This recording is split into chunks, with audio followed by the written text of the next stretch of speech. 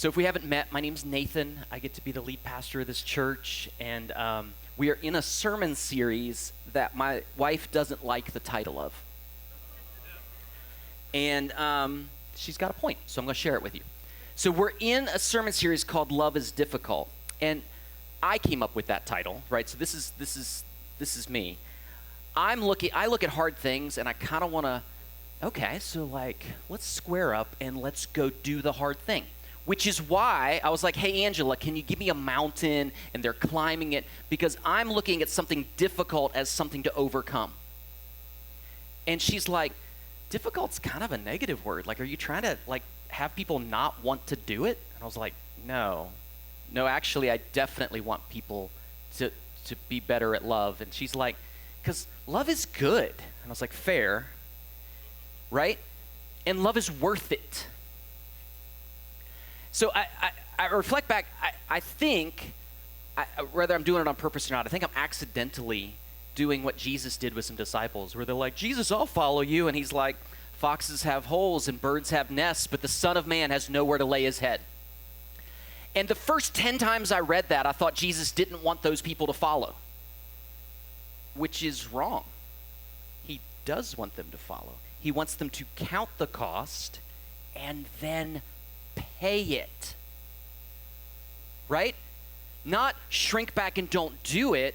Know what you're getting into and do it well. And so I want to clear that up. This sermon series is called Love is Difficult. Please don't shrink back from this difficult task. Love is good. Love is worth it. Love is a high calling. Love is beautiful. It is a little difficult. So let's go do it. And so for those of you that love is difficult was a bit of a turnoff, and you're like, that's not that interesting, my wife understands you better than I do, and she's got your back, okay? That's all I want to say. She's got your back. All right.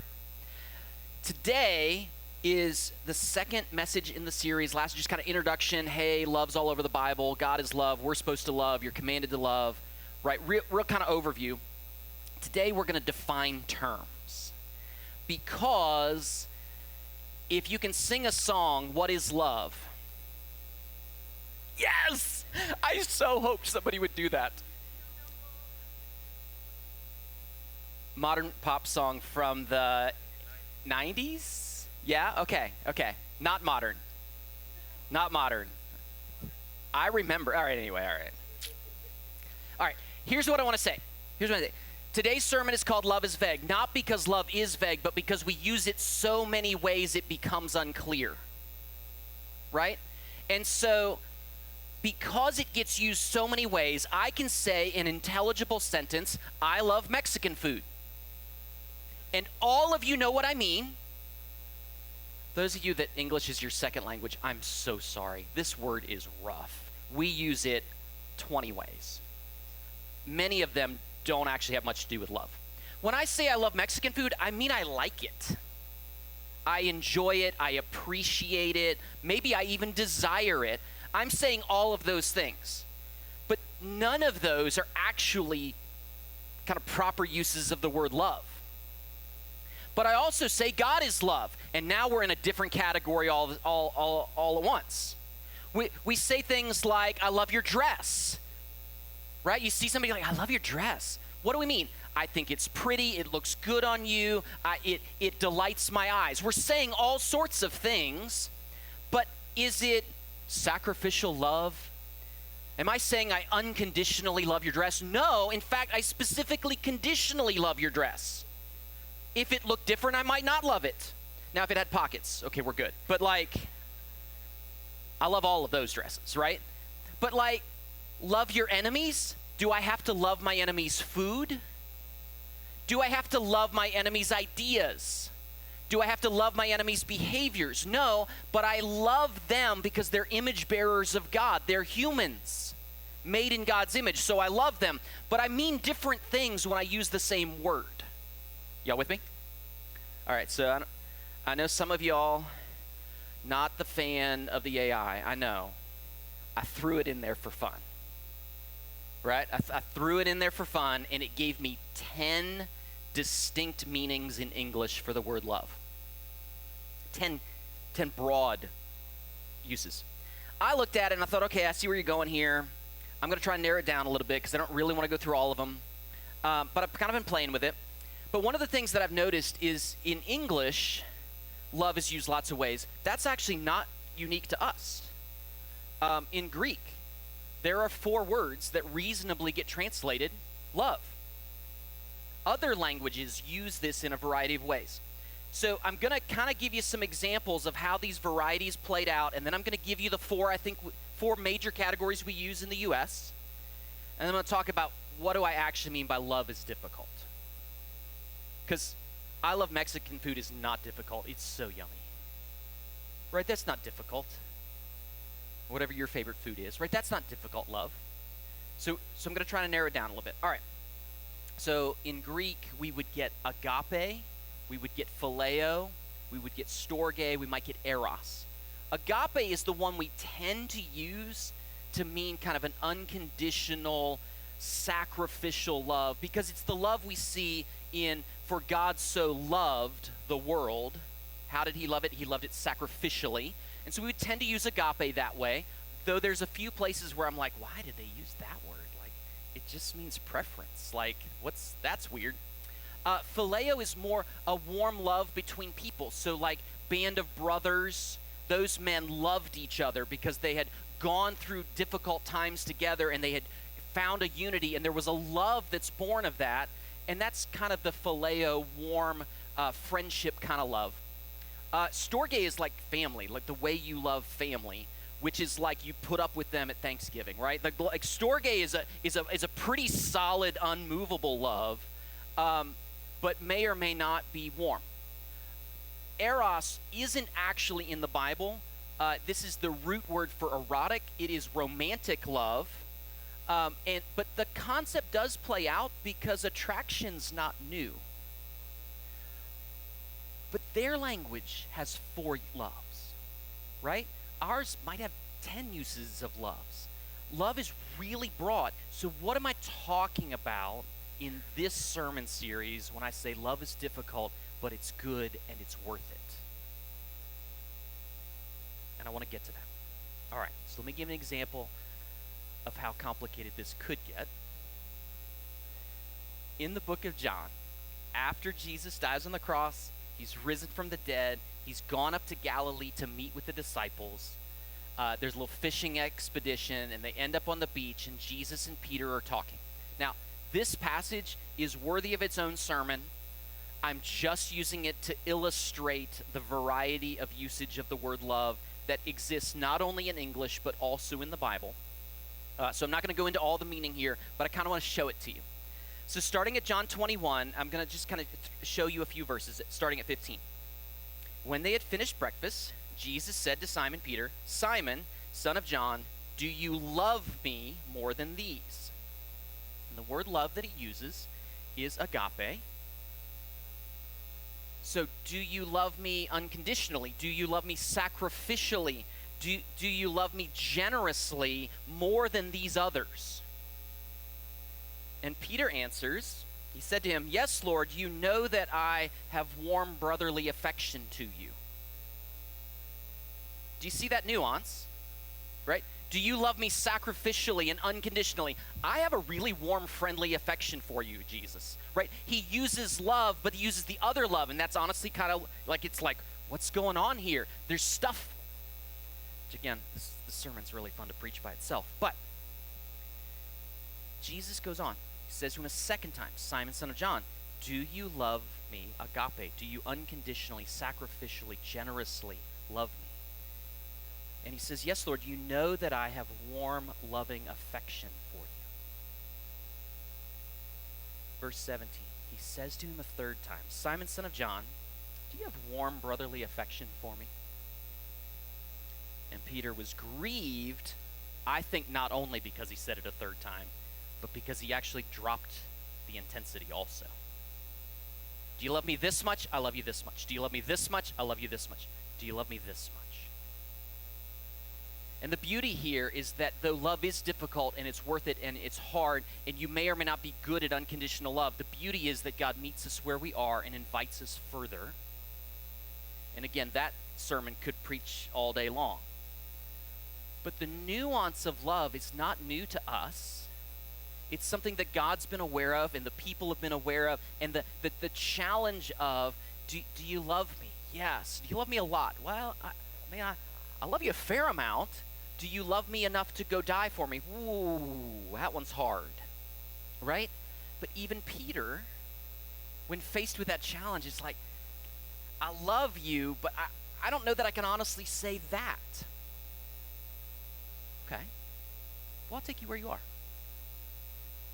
Do you have a warm brotherly affection for me? Yeah, Jesus, I have a warm brotherly affection for you. Let's work with that. Go feed my sheep. And it's kind of this beautiful restorative thing where God invites him further. He can't quite get there yet, and he welcomes him where he is. But there is a draw. We should love better. There's a greater love that we should, in fact, be stepping up to, and that's the part that's difficult. But that's the part that's worth it. All right. So I've wrestled with English, and I've wrestled with some scriptures, and I've tried to organize it because I want to make sure as we do the rest of this series on Love is Difficult that you know exactly what I'm asking of you. Because I do want us as a church to get better at love. I want us to be more expansive in our love. I want us to be more regular in our love. I want all of those things to happen, and I don't want you to be confused. And so we're going to try to play that out. All right. So here's the 4 categories that I took the 10 that AI gave me. I took the ones in the scriptures, and I kind of said, maybe there's 4. Maybe there's 4. Here's my 4. Casual love, romantic love, priority loves, and unconditional love. So casual love, this is when we use the word love, but we could have used the word like. This is where we use the word love, but we could have used prefer. This is where we use the word love, but we mean admire, right? If you're in a job interview and they're like, I love that you did this additional volunteer time while you were getting a degree. What they mean is, I admire that, I respect that. They don't actually have any brotherly affection to you yet, right? But you could use the word love there, and it would make sense. Little strong for an interview, to be fair, but could be done. Casual love might just mean appreciate, right? These are really soft usages. We use them. They're in the Bible too. And I was really frustrated to find an agape used that way. But I think it is. I think it means prefer. So John 3:19. And this is the judgment. Light has come into the world, and people loved the darkness rather than the light because their works are evil. I don't think that means that they unconditionally and sacrificially loved the darkness. I don't even think that makes sense. But they preferred the darkness over the light. And some of your translations do translate that prefer. That's a pretty soft usage of the word love, but it's there. We also see that when Jesus is talking about the Pharisees, Matthew 6, so verse 5, when you pray, you must not be like the hypocrites, for they love to stand and pray in the synagogues and at the street corners, that they may be seen by others. Are they loving sacrificially? Are they loving generously? No, they just prefer when they get noticed. They appreciate being noticed, right? It's a very casual usage. Very casual usage. Romantic love's a thing. I don't know if y'all know that. It's arguably the most sung about variety of love in our country. Whether it's hip hop or it's pop or it's country, like we sing about love all the time, but we're almost exclusively talking about romantic love in those settings. And it's one of the challenges of using that word in church music because people might not understand how you're using it exactly. Romantic love is when you're crushing on somebody, you desire them, you're attracted to them. Could also be used in place of lust. But this is the love that we talk about a ton in our country, right? We talk about love when we mean attraction. We talk about, like, do you love her? Do you love her? Are we saying, are you committed to her sacrificially as Christ is committed to the church? Or are we saying, do you get like an electric sensation when you look at her? Right? Is there some chemistry? Because we could legitimately be going, are you ready to lay down your life for her love? Or are you drawn to her love? Right? And we use love romantically a lot. Now, romantic love does show up in the Bible. My favorite one is actually Song of Solomon, chapter 1, verse 2. Let him kiss me with the kisses of his mouth, for your love is better than wine. That's romantic love. True story. Ladies, you quote that one to your guy, he will put his phone down. He will. You will have his absolute undivided attention. Come kiss me with the kisses of your mouth, for your love is better than wine. You have his attention.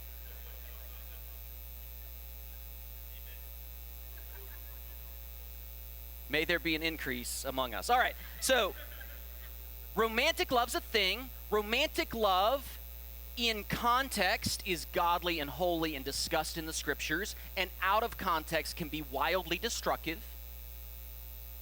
Right? Romantic love's kind of one of those, in context, it's beautiful, and out of context, it's dangerous and sometimes harmful. In this series, when we say love is difficult, but it's good, but it's worth it, and it's desirable, we are not actually going to be talking about casual love or romantic love after today. In time, we should talk about relationships, we should talk about attraction, we should talk about romantic love. It's a valuable piece of our society, but it's not the part of love that I want to talk about in this sermon series, Love is Difficult. The next two are the ones I want to talk about. So the next one that I want to talk about is priority love. Priority love is that variety of love that's for family, might be for country, might be for friends. It expresses itself in loyalty and devotion. It's absolutely how you feel about the Buffalo Bills, right? And I told you were in the sermon. Yeah. Priority loves are generally good loves unless the priorities are in the wrong order. Right? So when Jesus says you can't love money and God, he's asking you to weigh the priorities and get them lined up in a proper order. Right? So if John loves the Buffalo Bills more than he loves his wife, that's problematic. Right? But that he loves the Buffalo Bills more than the Kansas City Chiefs is good. I was wondering, I'm playing. Y'all know I'm playing, right? He's allowed to priority love his group. There's nothing wrong with that. Most of us priority love our group. Whatever our group is, go Seahawks, okay. Right? But priority loves do need to have a proper order. And when Jesus said, if you love father, mother, sister, brother more than me, you're not worthy of me, he's saying if you get God and even family in the wrong order, it can trip you up. So priority loves are good. You should love your country. You should pray for the city because in its prosperity is your prosperity. You should love your country. That makes a ton of sense. You should work to improve your country. That makes a lot of sense. But if your love of country is over your love of God, you're in trouble.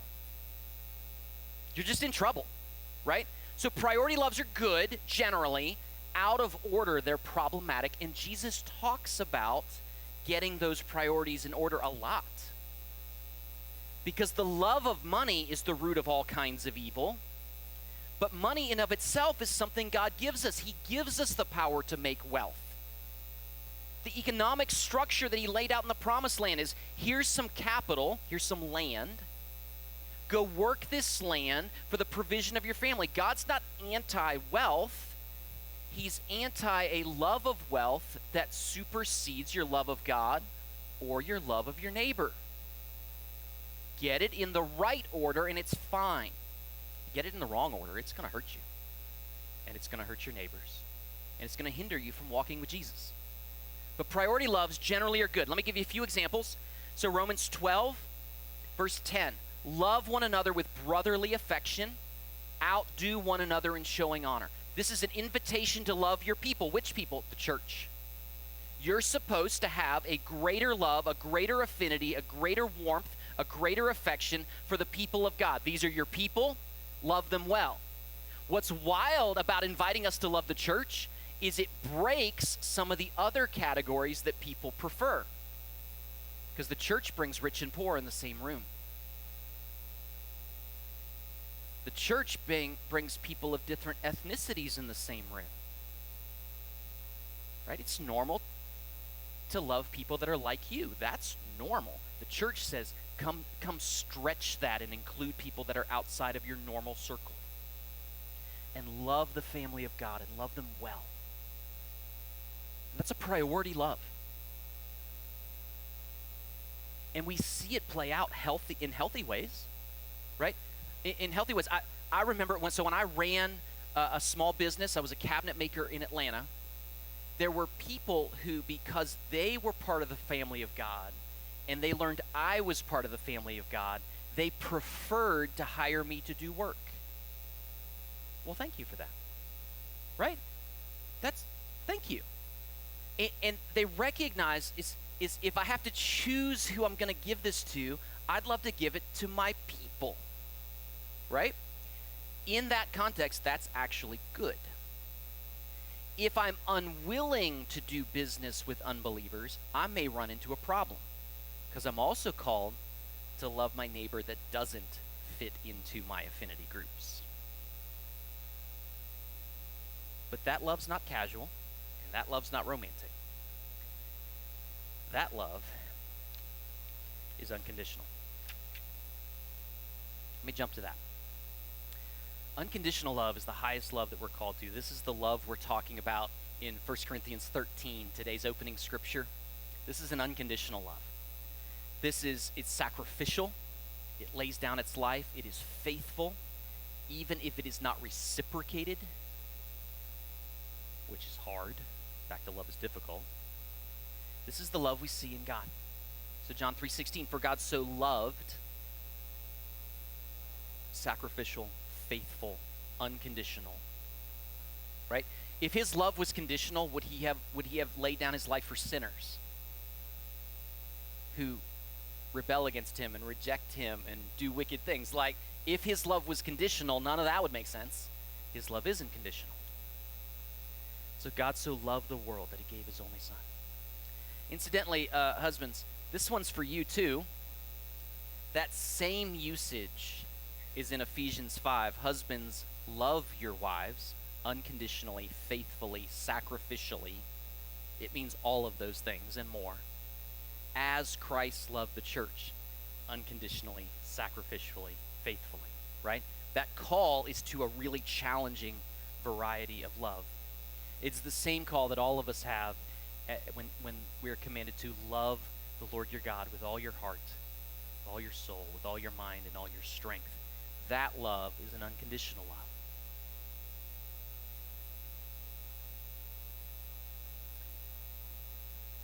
There is no biblical requirement to love anyone or anything casually.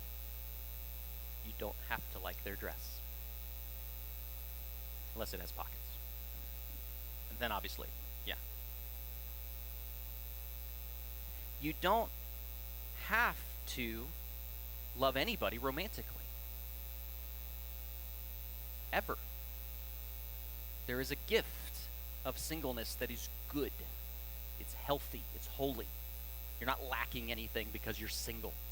It's a beautiful thing. You don't have to love anybody romantically.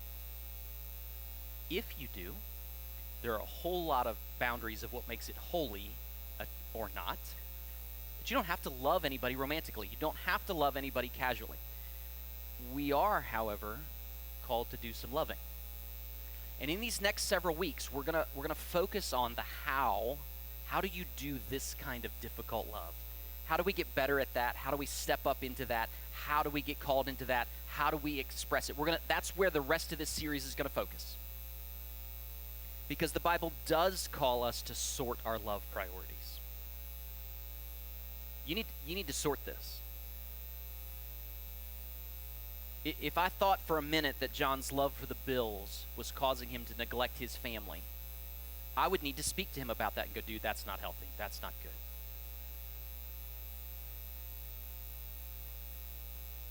But he's allowed to love the Bills. Right? That's not bad. It's hard. Right? To be fair, it's difficult. Too soon? Too soon. Sorry. But it's not bad unless the priorities are out of order. One day. The Bible does call us to love as an intentional act of the will. So the reality is, casual loves are easy because they're natural loves, right? The first time I ate a steak fajita, I was in love, right? No effort needed, just chew. It was amazing. What did these beautiful people do in the invention of flavor combos? I don't know, but they're brilliant. Right? The first time that I ate a chicken tikka masala with naan that had actually just come off the stove over there in India. Oh, Lord, would you bless the people of India? Would you bless them, Lord, in every possible way, because they actually make my day. Those loves are easy. Those loves will vary person to person. They're fine. Enjoy them. They're good. But they're shallow. Right? Like, they're good, but they're shallow. We're called the deeper end of the pool. The deeper end of the pool, you got to make some choices. At the deeper end of the pool, you have to do some hard things. So you don't have to love your enemy's ideas. You don't have to love how your enemy dresses or how they like to do things. You don't have to agree with them. But if you're walking by an open well and you look down and there's somebody down in the bottom, you need to rescue them. You need to champion the rescue. Hey, everybody, we need help. There's a guy down here. You find out they're your enemy. You keep helping, right? There's a love. It's like that person is created in God's image. That person is my neighbor. That person is in need. It doesn't matter how that person voted. It doesn't matter where that person gets their news. It doesn't matter what they think about the Buffalo Bills. It doesn't matter. That's a human in need. Rescue them. And that requires you to do things that you might not feel warm, fuzzy emotion. There's a variety of love that is very warm. Right? The affection that you have for a dear sister, the affection that you have for a friend, like there's an affection that's very warm, but those develop over time with shared experience and maybe some things in common and a lot of time. Right? That warmth comes with time. You can have that kind of love with your enemies if you'll spend enough time with them. I'll sit there for a second. It's very difficult to have warm affection for your enemies if you won't spend time with them. But you're called to love them. And that's the part that's hard. Because they don't like the things I like. They don't agree with me automatically when I say the things I say. But they're created in God's image.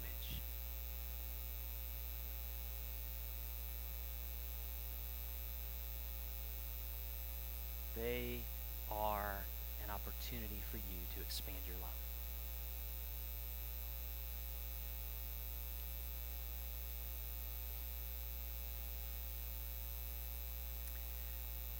So as I was preparing this week,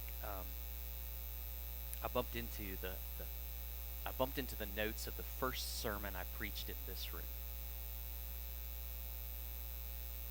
What's that? The them. Yeah. First sermon I preached in this room is what about them? Whoever the them is. The them is the people you don't like. The them is the people you won't hang out with. The them is the people that for whatever reason are your enemies. Right? So broadly, if your home country is Nigeria and you were raised Christian, the them might be Muslim. Or if you're from Nigeria and you were raised Muslim, the them might be Christians, right? It could be any kind of category, but whoever them are for you, how long have you loved them? As I was living in a very red suburban Atlanta, and I was looking at the very blue Ithaca, I sensed the Lord asking me, how long have you loved liberals? You're going to go be around more of them than you've ever been around. Oh. Well, those are people made in your image. So I wonder what's the most lovely thing about them. Because in our country, we could get divided over silly stuff, or sometimes substantial stuff, but we could find ourselves in a place where we think of them as an enemy. Whoever the them is, if you think they're your enemy, then the invitation of Jesus is love them.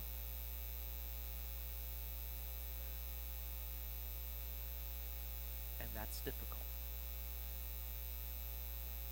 Because obviously they should think like I do. Not everybody does. But everybody's made in Christ's image. Those are God's people. And there's a chance that loving them would be an expression of loving Him.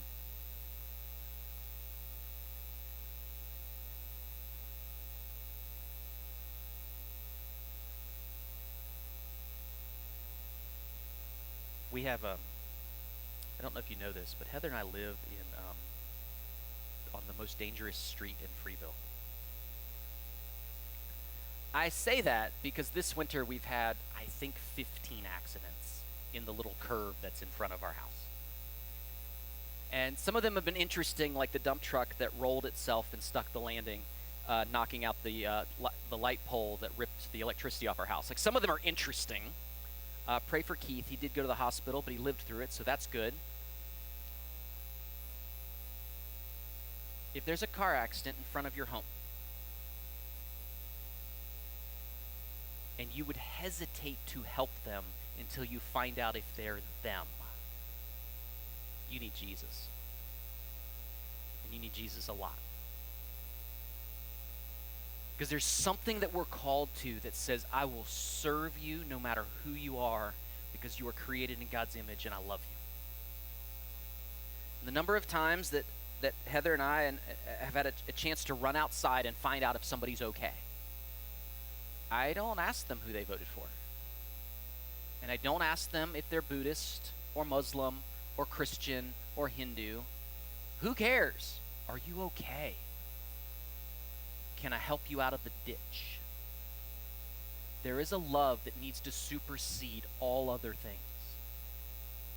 And it's difficult. It's actually easier when there's an accident in front of your house, right? You're just there to help. It's harder when it's your coworker and they keep talking.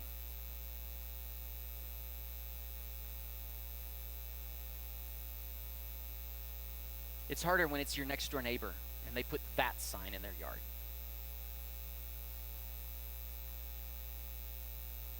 But we desperately need to be a people who will love strangers, enemies, people who disagree with us. And that kind of love's hard. And that kind of love's good.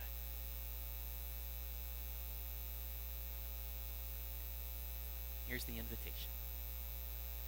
Let's go do more of it. Let's go try a little harder on this one. Go invite somebody for coffee and just find out who they are. And when you disagree with them, shut up. I'm not really kidding, am I? It's hard to get to a warm love with your neighbor if you must always fight them. Find out who they are. Be who you are. We're going to get better at this. And it's going to bless our city. Worship team, would you come? As they're coming, I'm just going to pray that God expands our love. Jesus, I thank you that you've called us to a high and holy thing, a good thing. You've called us to be people who love one another, who love our neighbor, who love you. So God, would you expand our love? God, would you work deeply in us to expand our love? Would you keep us from being people who prefer boundaries between people? Would you set us free to be who we are, to receive people where they are, just as you received Peter before he knew how to love unconditionally? Lord, would you help us be like that? Thank you, Lord. In Jesus' name, amen.